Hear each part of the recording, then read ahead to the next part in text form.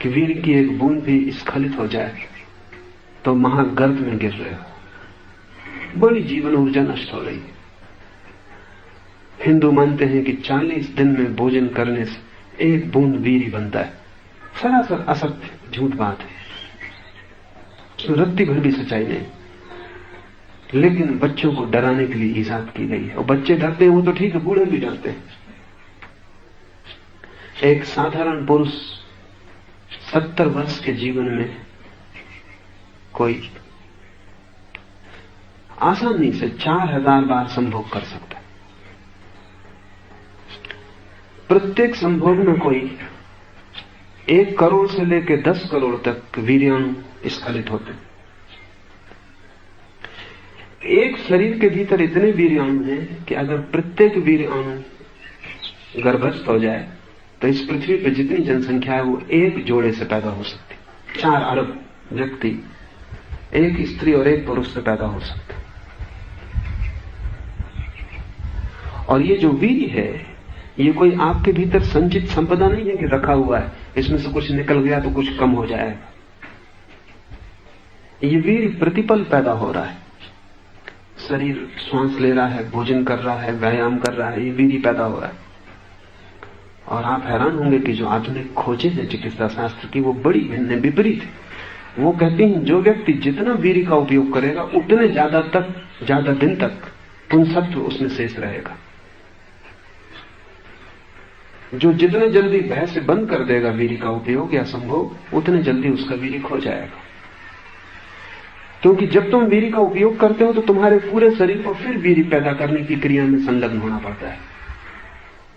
जब तुम वीर्य का उपयोग नहीं करते तो शरीर को संलग्न नहीं होना पड़ता। धीरे धीरे शरीर की क्षमता वीर्य को पैदा करने की कम हो जाती। ये बहुत उल्टा दिखाई पड़ेगा। जो लोग जितना ज्यादा संभोग करेंगे उतनी लंबी उम्र तक संभोग करने में समर्थ रहेंगे। जो लोग जितना कम संभोग करेंगे उतने जल्दी रिक्त हो जाएंगे और चुक जाएंगे। तो पश्चिम में चिकित्सक समझाते हैं कि बुढ़ापे तक 70 और 80 वर्ष और 90 वर्ष तक भी अगर संभोग जारी रखा जा सके तो तुम्हारे ज्यादा जीने की संभावना है, क्योंकि शरीर तुम्हारा ताजा रहेगा। वीर्य बाहर जाता है तो नया वीर्य शरीर पैदा करता है, और नए वीर्य में शक्ति होती, ताजगी होती। पुराना वीर्य धीरे धीरे बासा हो जाता है, जड़ हो जाता है, और वीर्य की जड़ता के साथ तुम्हारे पूरे शरीर में जड़ता व्याप्त हो जाती। हमें यहाँ हैरानी होती है, पश्चिम में हम सुनते हैं कोई 90 वर्ष का व्यक्ति शादी कर रहा है। हमें बहुत हैरानी होती है कि शादी का क्या प्रयोजन है अब। लेकिन पश्चिम में 90 वर्ष का बूढ़ा भी संभोग कर सकता है, और करने का कारण सिर्फ यह है कि वीर्य के संबंध में सारी धारणा बदल गई, और वैज्ञानिक धारणा सच्चाई के ज्यादा करीब है। जीवन के सभी अंगों में यह बात सच है कि उनका तुम उपयोग करो तो वो सक्षम रहते।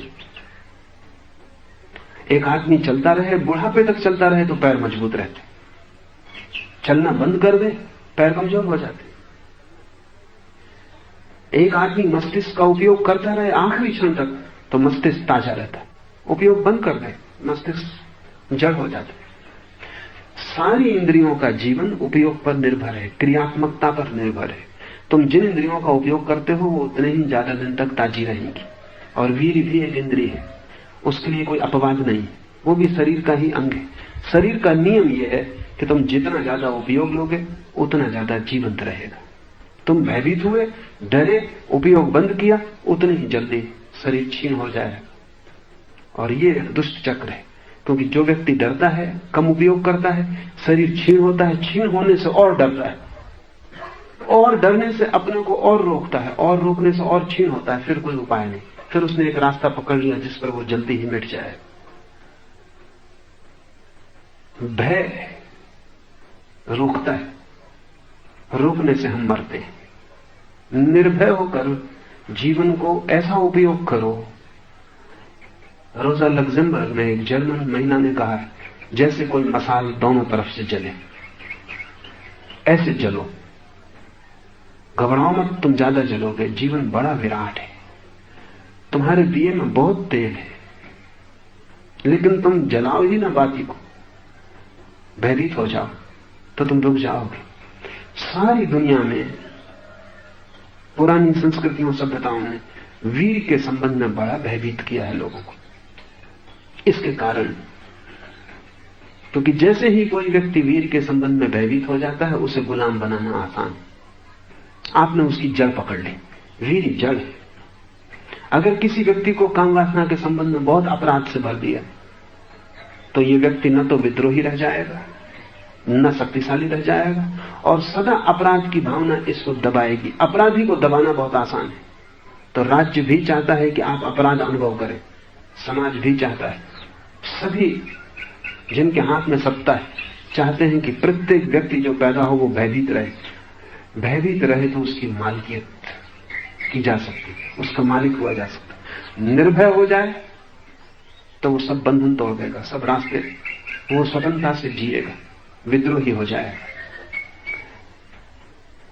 तो बचपन से हम बच्चों को सिखाते हैं कि वीर का स्खलन न हो जाए, संभालना। वीर के संबंध में हम कंजूसी सिखाते, और इसको हम ब्रह्मचर्य कहते हैं। ये ब्रह्मचर्य नहीं है, कृपणता ब्रह्मचर्य नहीं है। और न वीर को जबरदस्ती रोक लेने से ब्रह्मचर्य का कोई संबंध है।